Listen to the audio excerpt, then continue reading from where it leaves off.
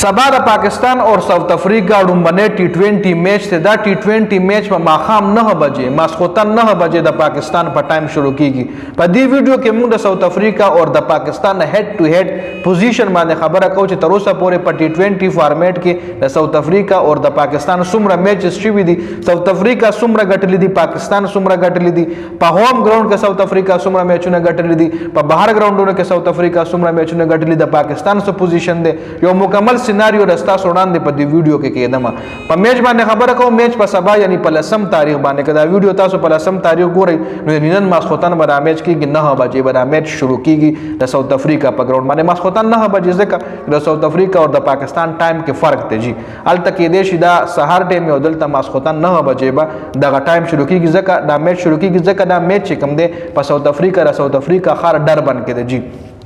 راځو د ساوث افریقا اور د پاکستان هډ ټو هډ پوزیشن باندې خبره کوو اور بیا د ساوث افریقا سکواډ اور د پاکستان په سکواډ باندې هم په دې ویډیو کې لږ ډېر ډسکشن کوو جی تر اوسه پورې په ټي20 فارمیټ کې د ساوث افریقا اور د پاکستان ټوټل 22 میچونه شوي دي 22 میچونه شوي دي چې په هغې کې 10 میچونه ساوث افریقا ګټلي دي اور 12 میچونه پاکستان ګټلي دي اوورال که مونږ خبرو کو د پاکستان تله په دې ذکر درنه ده ځکه 12 میچونه پاکستان ګټلي او ساوث افریقا صرف 10 میچونه ګټلي دي جی په هوم کې مطلب چې کله هوم کنډیشن وي چې کله په پاکستان کې د پاکستان او د ساوث افریقا میچ نو پاکستان په خپل هوم ګراوند باندې صرف 2 میچونه ګټلي دي او ساوث افریقا په خپل هوم ګراوند باندې 15 میچونه ګټلي دي مطلب دا چې ساوث افریقا په خپل هوم ګراوند باندې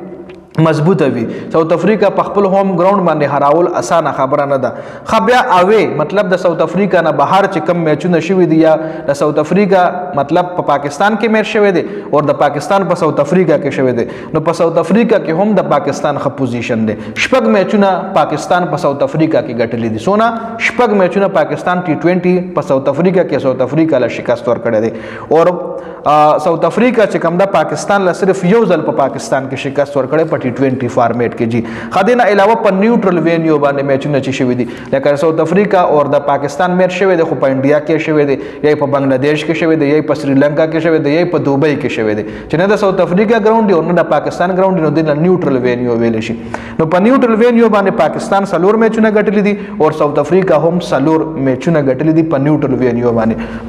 وینیو باندې د دواړو تله چې کم دی